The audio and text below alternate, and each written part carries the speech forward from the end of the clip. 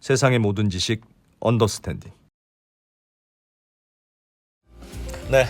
예, 여러분도 오늘 하루 종일 고생 많으셨을 테지만 네. 저희도 여러분께 오늘 또 일용할 지식을 조달하기 위해서 하루 종일 고생했습니다. 예.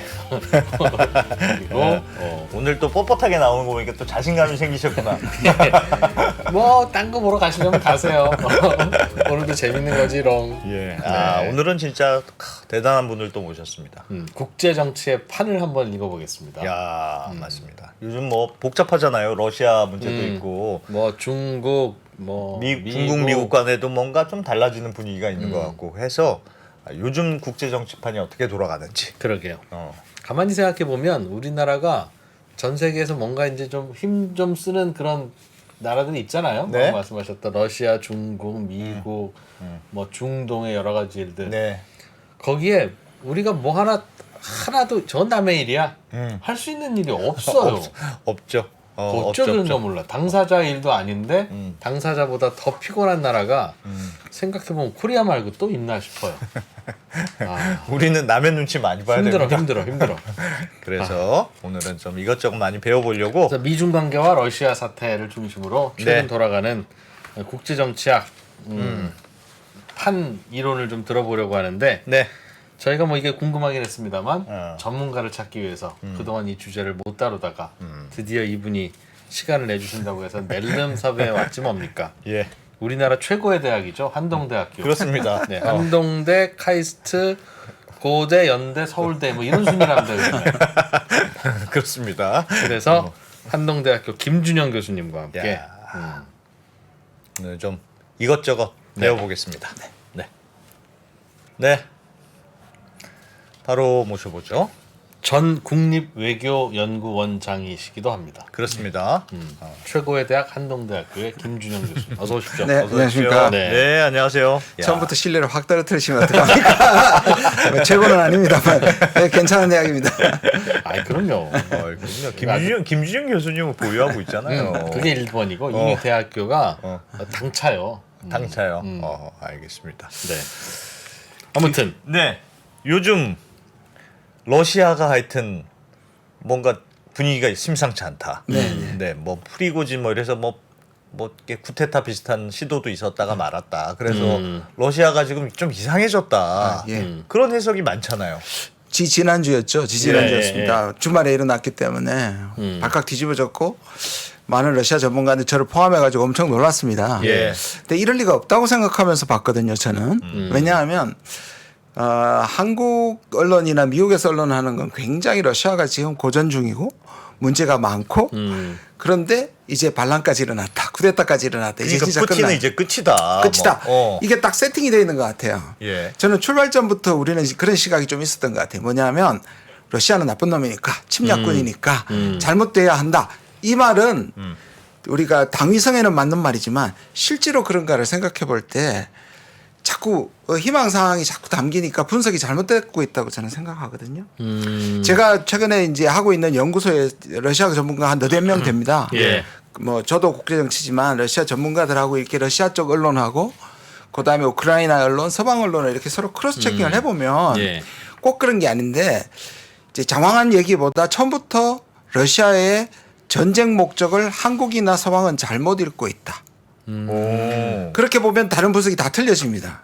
러시아는 단 한 번도 우크라이나 전체를 정복할 생각이 없답니다. 자, 왜 그게 중요하냐면 정복할 생각이 있고 그렇기 위해서 전쟁을 했다면 지금 러시아는 지고 있는 거나 제대로 안 되고 있는 거죠. 그렇죠. 정복을 다 못하고 있으니까. 못하고 있으니까. 네. 그게 아니고요. 러시아는 처음부터 그랬습니다. 2014년 체제 민스크 협정이라 그래서 그 당시에 동우크라이나 부근에 자치권을 주기로 하고 그때 이제 세웠던 것을 우크라이나가 어기고 나토에 가입했다는 거거든요. 그래서 이건 처음에 전쟁이라고 안 부르고 작전이라고 불렀거든요. 그러니까 뭐냐 하면 러시아는 그때 체제로 돌아가는 겁니다. 이 말은 뭐냐면 잘 이해하시려면 한국 생각하면 돼요. 서양 세력인 미국과 일본, 대륙 세계는 중국과 소련, 당시에 소련이잖아요. 사이에 완충지대를 만드는 게 훨씬 더 전략적으로 이득이 된다고 생각합니다. 예. 만약에 정복을 해버리면 다시 폴란드하고 국경을 마주하게 됩니다. 나토하고 바로 러시아 바로 우크라이나를 옆에. 다 가져가면요. 그걸 감당하기가 쉽지 않고요. 예. 오히려 러시아는 근데 초기에 왜 그러면 키우를 때렸냐? 그것도 예상 밖이었거든요. 예. 근데 사실은 그거는 점령하기보다는 전체 사실 우크라이나가 항복하고 동우크라이나를 내줄 거라고 생각했던 계획은 차질이 빚었습니다. 그러니까 초기에 확실히 러시아 군대는 원하는 만큼을 하진 않았지만 마치 그게 함락하다가 후퇴했고 지금은 동우크라이나조차도 우크라이나의 반격에 의해서 위험하다. 지금 이런 세팅이 되어 있거든요. 아 원래도 동우크라이나만 가져올 생각이었어요? 예. 그게 민스크 협정 2014년입니다. 2014년에 그때 당시에도 우크라이나에서는 이제 내전이 있었죠. 그 내전을 중단하는 그래서 독일과 러시아와 이런 국가들이 협정을 해서 맺은 협정이 민스크 협정입니다. 그게 이제 더 이상 미국 쪽 그 세력을 확대하지 마라. 제일 중요한 건 동우크라이나에 대한 자치권. 자치권. 예. 동우크라이나는 우크라이나지만 네. 사실상 러시아 사람들도 네, 많이 친러시아 살고 계가 많고요. 주민들이 다 친러시아니까 예, 예. 여기는 그냥 우크라이나라고 생각하지 말고 자치하도록 두자. 거기에 우크라이나도 서명하고 러시아도 도장 찍고 그렇죠. 독일이 증인 쓰고 그렇게 했어요? 그 순간에는 그럴 수 있었던 게 친러 지도자였거든요. 근데 그 이후에 젤렌스키가 등장하면서 그것을 다 파탄내고 사실 자치를 인정하지 않았죠. 그 나라도 대통령 바뀌면서 외교 정책이 다 바뀐 흐트러졌군요. 거죠. 네, 맞습니다. 그러니까 이거는 그래서 러시아는 처음부터 전쟁을 부르지 않고 왜 러시아가 전면전을 하지 않을까라는 것을 생각을 해봐야죠. 러시아가 처음에는 작전이라고 불렀고 요즘은 전쟁이라고 부르긴 부르지만 예. 부분 동원령만 내렸잖아요. 전군을 내리거나 막 무차별 폭격을 하지 않지 않습니까? 네. 이 말은 뭐냐 하면 러시아가 제한 전쟁을 하고 있는 겁니다. 전면전이 아니라 제한 전쟁을 하고 있는 겁니다. 전쟁인 건 전쟁이지만 제한 전쟁을 하고 있는 거죠. 근데 교수님 보통 사자가 토끼를 잡더라도 전력을 다한다는 말이 있는데 자기네 군인 보낸 전쟁인데 전쟁이든 작전이든 뭐든 실전인데 적당히 하는 게 어딨어요? 그건 좀 이상한데요. 여기서 러시아는 두 번째 전쟁을 생각합니다. 진짜는 뭐냐면 나토가 들어오느냐. 그리고 이것은 배신자들에 대한 그래서 이걸 작전이라고 불렀던 거거든요. 예. 옛날에 2차 대전 때부터 편을 들었던 그들을 이제 색출한다는 것이고 그러나 나토하고 미국이 러시아 전체를 공격한다. 이 전쟁에 대해서는 대비를 하죠. 그러나 그 전까지는 사실상 러시아의 가장 큰 목적은 우크라이나를 완전히 불능화대로 빠지는 겁니다. 그러니까 우크라이나가 더 이상 위협이 되지 않게 지금 소모전을 하고 있다고 생각하시면 돼요. 러시아가 지금 우크라이나가 엄청나게 많은 사람들이 죽고 있잖아요. 예. 미국이나 서방에서 만약에 무기만 끊는다면 사실 괴멸 상태거든요. 다시는 러시아에게 도전할 수 없을 정도로 괴멸시킨다입니다. 러시아의 목적은 우크라이나가 힘이 빠지도록 하는 겁니까? 그런데 만약 이렇게 빠졌을 때 나토나 미국이 실질적으로 개입하는 거죠. 그냥 무기만 되는 게 아니라 개입하는 것을 상정할 수 있는데 못하리라고 보는 거죠. 러시아 입장에서 보면 러시아 입장에서는 이걸 막아야 되는 것이고 여기를 근데 묘하게도 우크라이나가 불쌍한 것이 뭐냐면 이게 그렇게 결말날 가능성이 많습니다. 그래서 서방에서는 한국 전쟁식으로 결말이 날 것이라는 얘기가 몇 개월 전부터 계속 나오고 있어요. 동서분단. 예, 동서분단인데 왜 그러냐 하면 그때 돌아보시면 누가 반대했습니까? 남한만 반대했습니다. 그래서 이승만 대통령은 휴전협정에 가지도 않았죠. 예. 화가 나가지고. 예. 지금 보시면 이 전쟁이 길어지면 미국도 더 이상 국내에서 우리가 언제까지 밑빠진 독에 물을 붓냐는 얘기가 나올 것이고요. 예. 벌써 지금 주변 국가들도 전쟁에서 손 떼고 싶어 합니다. 누가 지금 전쟁을 그러면 중단을 원하지 않는가? 딱 우크라이나밖에 없거든요. 그런데 이런 얘기를 합니다. 러시아는 질 수 없는 전쟁을 하고 우크라이나는 이길 수 없는 전쟁을 한다는 말이 있습니다. 아하. 왜냐? 러시아는 전체를 점령하기보다는 동우크라이나만 가져오겠다는 것을 협상의 제안으로 합니다. 거기에다 나토 가입하지 않겠다는 두 가지 조건으로 얼마든지 협상을 할 수 있다고 얘기하는데 우크라이나는 다 내놔라고 거기에다가 크림 반도까지 내놔라고. 예. 그러니까 이거를 지금은 서방이나 미국에서 명분상 우크라이나에게 강요 못합니다. 그러나 이 전쟁이 2년이 가고 3년이 갔을 때 우리가 그랬잖아요. 예. 우리 전체가 우리 건데 어. 휴전선에서 하자고 했을 때 그 받아들이기가 안 어렵죠. 받아들였죠. 근데 우크라이나 없이 성사돼 과거에 우리 남한 정부의 대표권 없이 정전 체제가 됐듯이 그렇게 될 것이라는 얘기가 제 얘기가 아니고 가장 많이 나오는 현실적인 해법이 한국 모델이다. 아하. 그리고 그건 원래 러시아가 그 정도에서 마무리하려고 처음부터 하려고 계획했던 했던 거다. 것이다. 네. 그럼 푸틴은 지금 별로 당황스럽지도 않고 그러니까요. 그냥 저는 이번 계획대로 가고 일이 있다고. 아무 일이 아니라고 생각하지는 않지만 지나치게 푸틴이 끝났다. 푸틴의 위기다.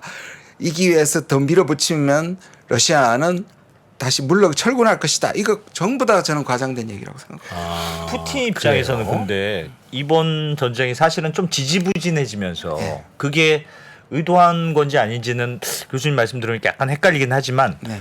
어쨌든 러시아 입장에서도 이런 게 굉장히 많잖아요. 현재는 뭐 국제 제재도 있고 국내 어쨌든 비난 여론도 있고 이번에 뭐 반군 사태도 있었고 그러니까 푸틴 입장에서는 굉장히 약간은 곤란한 상황이 됐는데 이 동우크라이나 지역을 가져오는 게 원래는 뭐 목표였다고는 하지만 그냥 이대로 그냥 끝내는 게 러시아 입장에서도 좀 너무 이런 게 많은 거 아닙니까? 그 러시아를 우리 기준에서 보면 그렇습니다.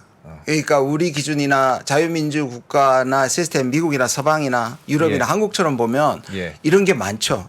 근데 러시아는 전반적으로 과거의 소련적 성격을 그대로 많이 갖고 있고요. 문화적으로도. 예. 늘 이 전쟁에서 물러나면 서방이 러시아를 완전히 먹어볼 거라는 것에 상당히 공감하고 있는 사람들이 많고요. 그다음에 푸틴은 거의 7, 80%의 지지를 받고 있습니다. 네. 그러면 이건 뭐냐?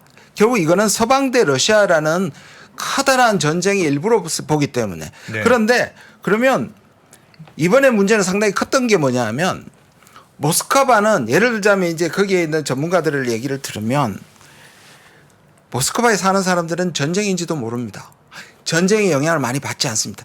그 전에 많은 제재들이 있긴 하지만 제재들의 불편함 정도는 있지만 예를 들어서 내가 내일 포탄을 맞을 수도 있고 전쟁의 포화 속에서 내 목숨이 어떻게 경각에 달렸다는 위기감이 러시아 사람들한테는 없습니다. 예.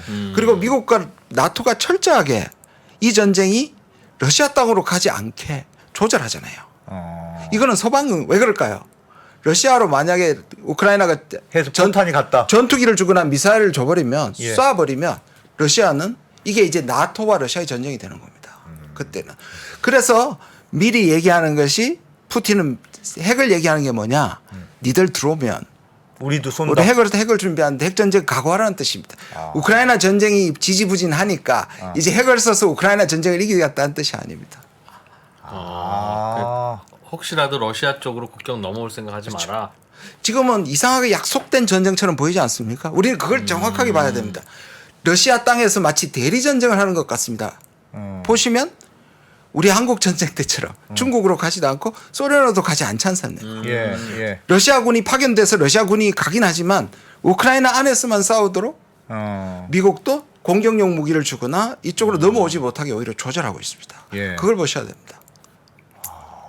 러시아도 그래서 그 안에서는 왜 그러면 러시아가 뭐 지금 대반격에서 조금 밀리기도 하고 함락했던 그 지점을 뺏기기도 하잖아요. 그거는 작은 군사로 용병들을 써서 공격할 땐 쉽지만 그걸 다시 할 때 방어선을 할 때는 전군 동원령이 아니기 때문에 두껍게 방위선을 못 세웁니다.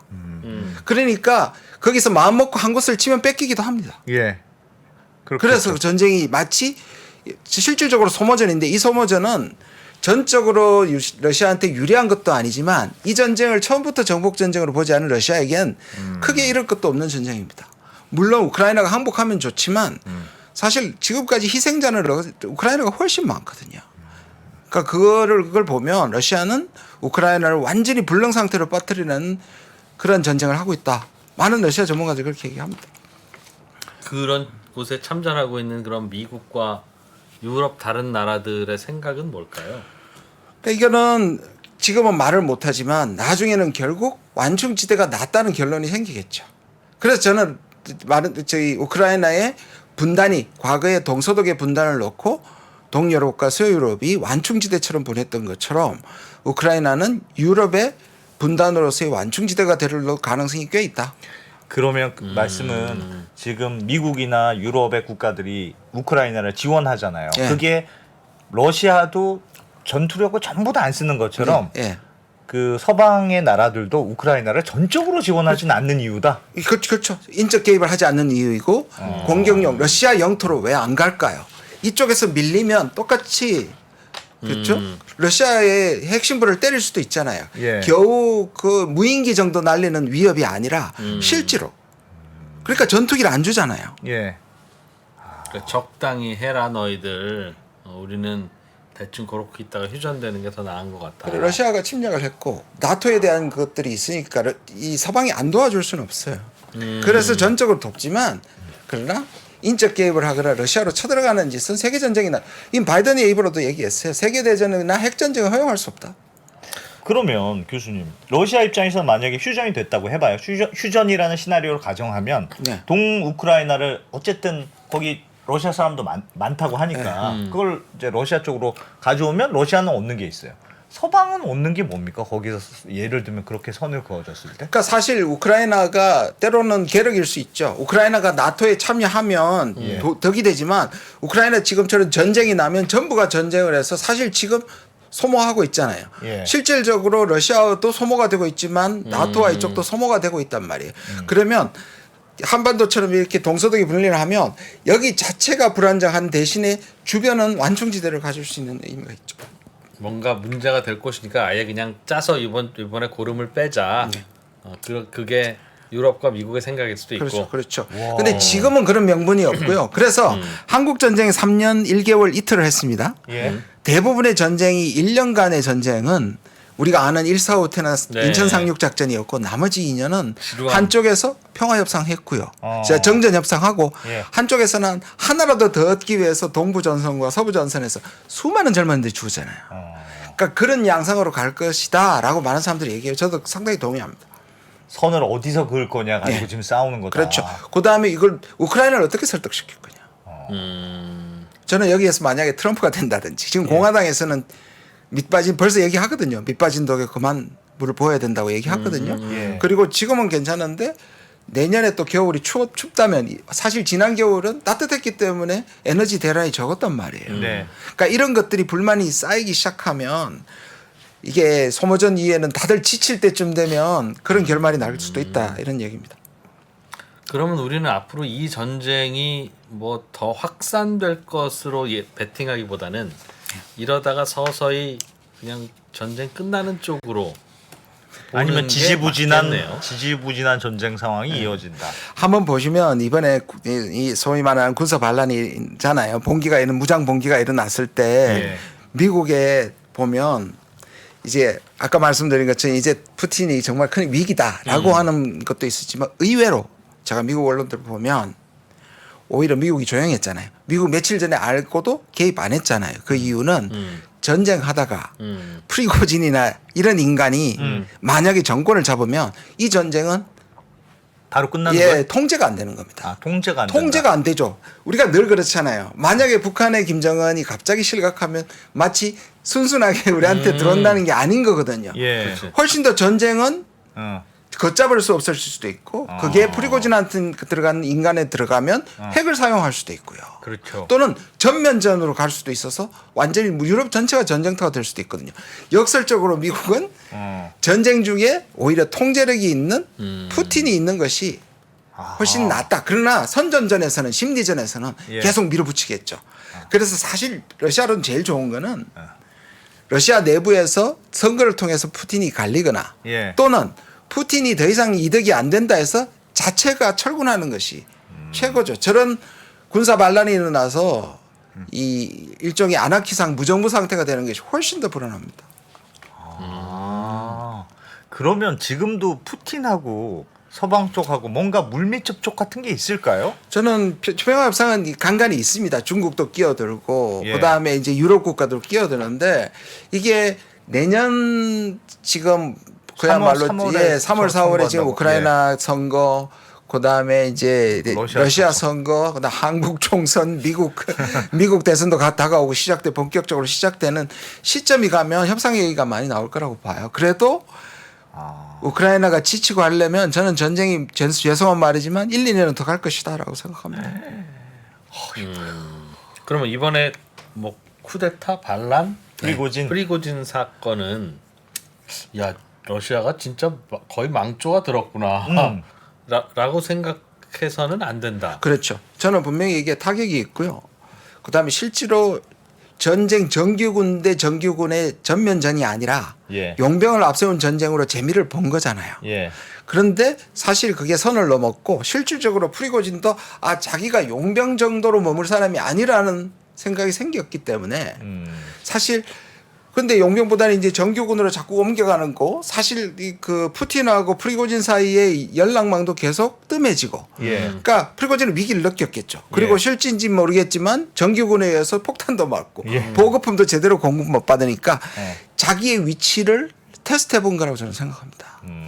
그래서 처음부터 푸틴을 대상으로 하지 않았고 이거는 군 수뇌부를 향한 거라고 정의의 행진이라고 얘기를 했던 거고요. 예. 그런데 결국 그렇게 군사 반란을 올라가다가 이거 처음부터 푸틴하고는 상대가 안 된다는 걸 깨달았을 거고요. 자기 목숨 부지하고 저는 벨라루스로 망명했다고 생각합니다.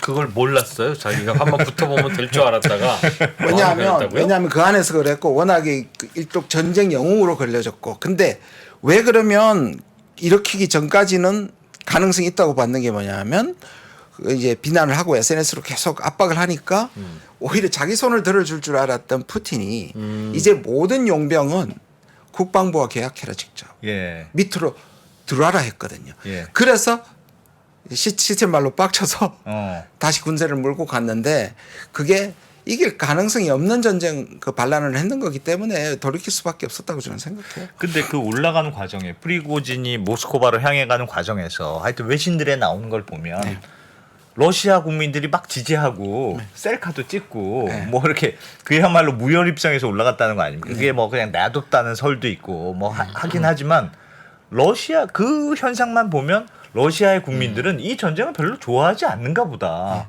어쨌든 푸틴의 반란군, 이른바 반란군이 올라가는 걸 막 지지했다는 게, 야, 그걸 보고 이제 푸틴은 이제 아닌가 보다.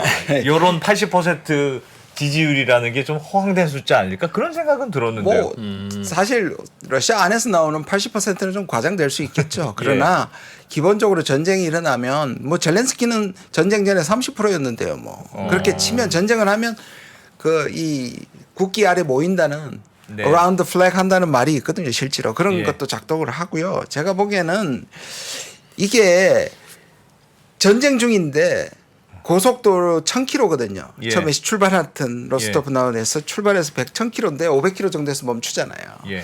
근데 이게 모스크바 주변을 확실히 장악하고 방어선을 구축하는 거하고 그게 무장 봉기라도 예. 전쟁 중에 그 1000km를 흩어져서 때마다 무력 충돌을 하거나 방어선을 치는 것은 작전으로도 별로 현명치 않은 거고요.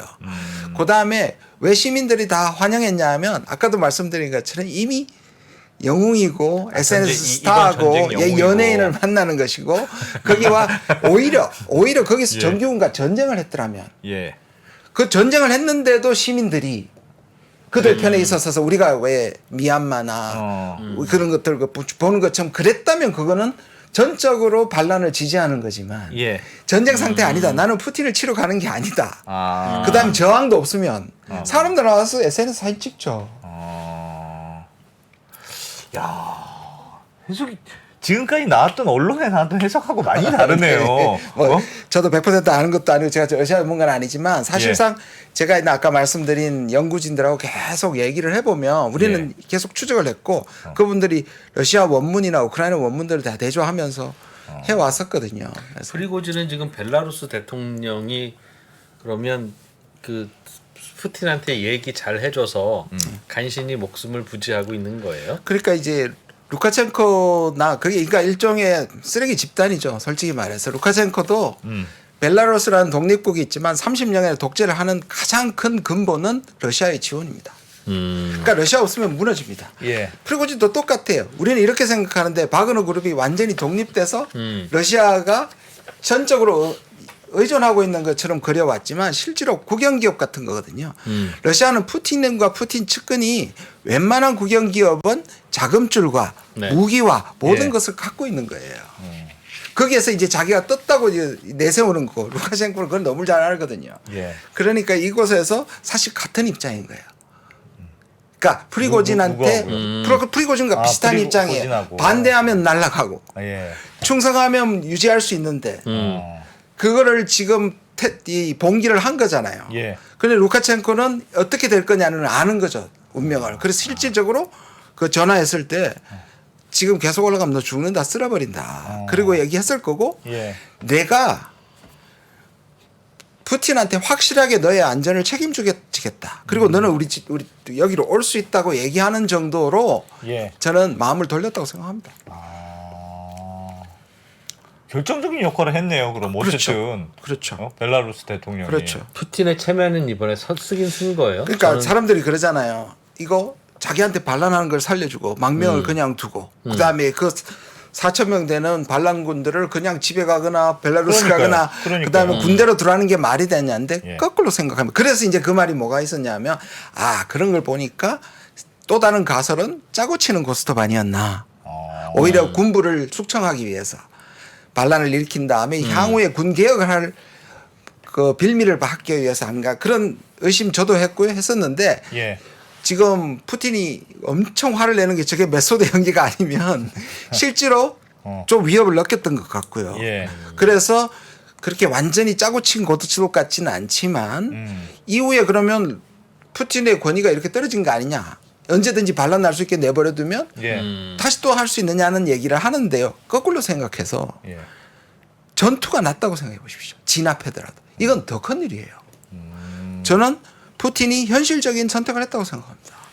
쟤를 용서할 수 없으니까 다 쓸어버리고 예. 그다음에 정규군하고 전쟁을 했더라면 진압을 하는 것은 오히려 그야말로 내전이 됐고 이 전쟁에서 오히려 치명적이었겠죠.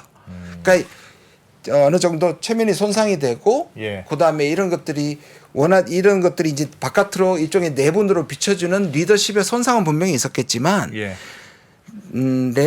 푸틴을 완전히 흔들 정도는 아니라고 생각합니다. 저는. 그러면 생각보다는 푸틴의 상황이 견고하다. 견고하다. 여전히. 저는 그렇게 생각합니다. 네. 그럼 프리고진이 착각한 거다. 착각한 거고 나머지 초이스가 없었겠죠. 어차피 자기가 제일 싫어하는 쇼이구와 게라시모프 밑으로 들어가는 것은 자기 존재감이 없잖아요. 예. 자기는 영웅이 됐고 자기는 여기서 뭔가를 더 해야 되는데 그래서 처음에 테스트는 불만을 SNS에 띄우면서 푸틴의 입장을 본 건데 푸틴이 자기 편을 안 들어주니까 예. 극단적인 선택을 했던 건데 그 극단적인 선택의 성공이 사실상 힘들다는 걸 깨닫고 예. 거기에 대한 자기 목숨과 이것을 보존받는 조건으로 벨라루스로 갔다.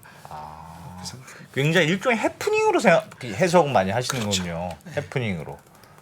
구조적으로 그 용병이 러시아 국방부와 직접 계약을 하면 뭐 그게 그렇게 프리고진한테 큰 일이거나 그래요. 왜냐하면 잘 몰라서. 명령 체계로 들어가기 때문입니다. 이때까지는 명령 체계가 아니라 따로 움직이고 나중에 사후에 보고하거나 하는 커뮤니케이션만 했는데 이제 명령을 직접 받아야 하거든요. 예. 그리고 돈도 자기가 마음대로 썼잖아요.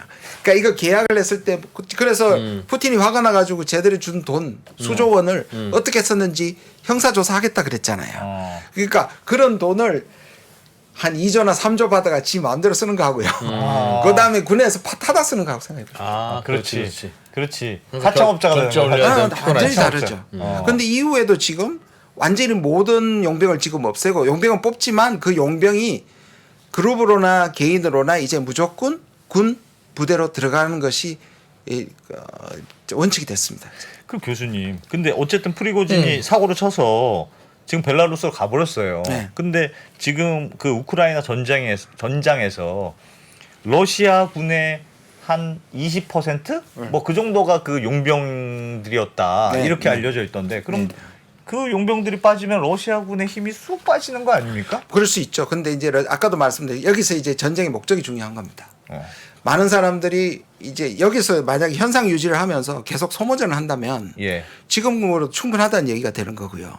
현상 유지를 한다면 목표라면. 그다음에 예상 외에 우크라이나의 대반격이라는 게 별거 없었잖아요. 별건 없었죠. 이거는 몇몇 전문가들이 얘기하기는 이미 군대도 모자르고 오히려 물자도 모자랄 정도로 우크라이나군은 쇠약해졌다라고 보는 거죠. 그러면 용병이 구태여 필요 없어지는 거죠. 아니면 복속시켜도 충분할 거라고 보고요. 또 어떤 쪽에서는 아무래도 쇼이구 국방장관하고 게라시모프를 지금 하면은 네. 이게 짜고 친 것처럼 보이기 때문에 그러나 조금씩 군을 개혁할 가능성도 있다라고 하는 분들도 계시더라고요. 좀 지켜봐야 되겠죠. 뭐. 제가 너무 다른 얘기를 하죠. 아닙니다. 매우 흥미롭습니다. 한번 보시죠. 제가 이런 안도 한번 생각해 보시면 네. 그리고 우크라이나 전쟁을 보시면 좀 또 다르게 보이지 않을까 그렇게 생각합니다. 우리는 조만간 종전 어. 시나리오를 염두에 두고 어. 그러면 뭐 다시 물가도 좀 덜 오를 거고 예. 아무 문제 없을 거고 그랬는데 이게 전쟁이 꽤 지속될 수 있고 올 겨울에 추운 겨울 오면 에너지 값이 더 오를 수도 있고 그렇다면 야 이게 생각보다 생각해야 될 게 많네요. 그러니까 러시아가 타격을 아주 입어가지고 패퇴하는 것을 꿈꾸면 이번 쿠데타 건이 아주 큰 여행 좋은 건데 운이 좋은 건데 제가 보기에는 그런 정도의 그 위기 상황 전혀 아닙니다. 그건 절대로 아닙니다. 얼마 전에 외신에 보니까 미국에서 미국 CIA 국장 우크라이나로 들어가서 뭐 휴전 협정을 논의한다. 뭐 그런 외신들이 있던데 그럼 일단, 실제로 그런 게 조금 논의되고 있는 단계일까요? 그러니까 휴전을 하자 그러면 안이 필요하잖아요. 그러면 타협안이 필요한 거잖아요. 그래서 아까 말한 것처럼 이 우크라이나 가진 협상안하고 러시아가 가진 협상안이 묘하게도 침략한 쪽이 원하는 게 적어요. 러시아가 원하는 게 적단 말이에요. 협상하기 더 좋잖아요. 누가 봐도. 근데 침략자니까 들어줄 수 없는 거예요. 명분도 그렇고. 지금까지 얼마나 많은 우크라이나 사람이 죽었는데 지금 못 들어주는 거죠. 그렇죠. 그렇게 치면 중국하고 소련이 북한에서 내려왔잖아요. 사실 우리 휴전선에 긋는 게 우리한테는 너무 억울한 거죠. 지금 70년 온 거잖아요. 그런데 너무 많이 죽고 그다음에 빼겠다 그러면 만약에 나중에 지금은 못 그러겠지만 미국이나 유럽에서 더 이상 못 도와준다. 휴전 협정 일단 해라. 그럼 어떡할 거예요? 그러니까 이게 우크라이나는 제일 불쌍한 거예요, 사실은. 그리고 지금도요. 한 8대 1에서 10대 1 정도로 피해가 많아요. 사상자도 그렇고. 우크라이나는 그렇겠죠. 거기서 전쟁을 이러니까. 하니까요. 그러니까 뭐 50만 정도가 지금 사상됐다는 게 몇 달 전이니까요. 정확한 통계는 알 수 없지만 괴멸 상태로 가는 겁니다. 우크라이나 그 젤렌스키 대통령이 하도 얘기를 많이 하고 국제적으로도 이 그래야 전쟁의 도와주죠. 정당성. 그래야 도와주죠. 이번에도 제일 이 부분을 러시아가 통제 못한다고 앞장서서 얘기하는 게 바로 젤렌스키죠. 그래서 빨리 도와줘야 된다. 전투기를 줘야 되는 이유다. 빨리 이 전쟁을 끝내기 위해서는 지금이다. 라고 하지 않겠습니까? 야, 이거 그렇게 보면 이제 골치 아픈데 이거. 이렇게 보이긴 하는데 그럼에도 불구하고 저는 그런 프리고진이 이번에 벨라루스 대통령이 중간에 협상 중재 안 해줬으면 모스크바로 가서 그럼 체포당해서 사형당했다는 건데 그렇잖아요. 그렇죠. 그거를 프리고진이 몰랐을 리가 없잖아요. 전세나 국방 상황이나 그런데 그 목숨을 걸어요?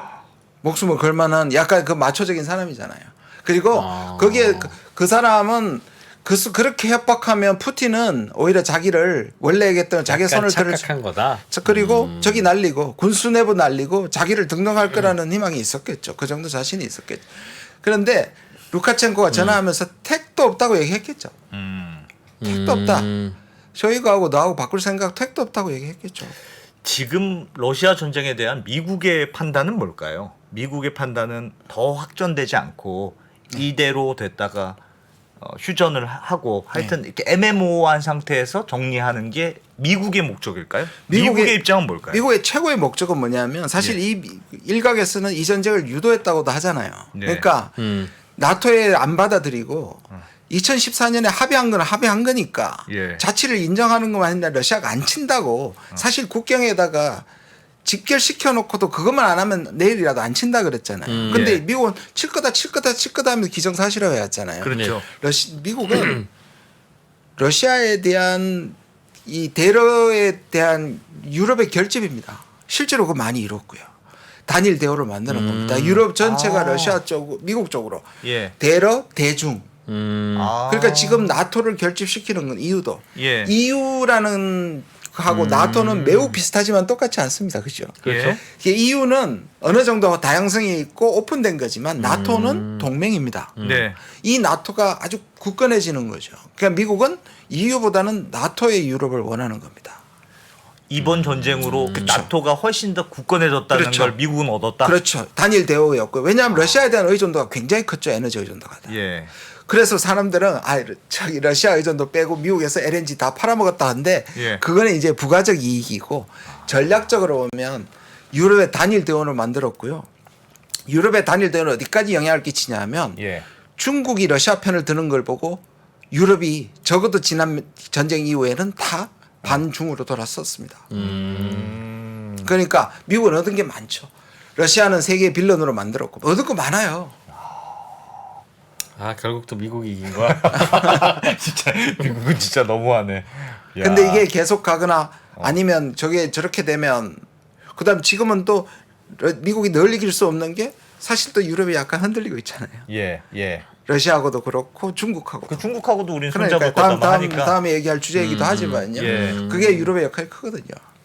그러면 미국 입장에서는 일단 전쟁이 일어났고 러시아는 나쁜 놈, 우리 편, 이건 우리는 우리 편이야라고 한 상태에서 더 이상 전쟁이 확산되지 않는 게 목표예요. 예, 그거는 처음부터 그랬습니다. 바이든은 계속 얘기한 게 핵전쟁으로 가면 안 된다. 그러면서 한 말이 3차 대전으로 가면 안 된다. 이 말은 뭐냐면 이 전쟁을 확전시키지 않겠다는 뜻입니다. 알겠습니다. 좀 시간이 걸리겠구나. 우크라이나로 오히려 예. 설득해야 되는. 네. 참. 그러니까 이게 참 부조리하죠. 이거는 부조리하네요. 피해자를 설득시키고 피해자가 타협하라는 건 너무 부조리하죠. 근데 예. 우리가 가진 그 부조리가 너무 강하면 자꾸 우리 희망사항이나 윤리적 판단을 하게 되는 거예요. 그 약점이 저는 좀 빠져 있다고 생각합니다. 외교 관계는 진짜 냉정하군요. 냉정한 자국의 이익에 따라서 다. 알겠습니다. 그럼 한 1분만 좀 쉬었다가 예, 미국 중국 이야기로 넘어가 보겠습니다. 러시아는 아직도 괜찮은 것 같고 오히려 우크라이나를 잘 설득해서 달래야 될 것 같다. 그런 것 근데 같습니다. 최소한 위기는 아니다. 이건 자신 있게 얘기할 수 있습니다. 러시아가 위기는 아니다. 네, 알겠습니다. 야, 이거 생각할 게 많은데 고민되네. 알겠습니다. 1분만 쉬었다가 이어가겠습니다. 양안 전쟁이 발생한다면 미사일과 공군기는 이쪽에서 많이 돌아다닐지 몰라도 육상전은 한반도가 불바다가 될 가능성이 더 크다고 생각합니다.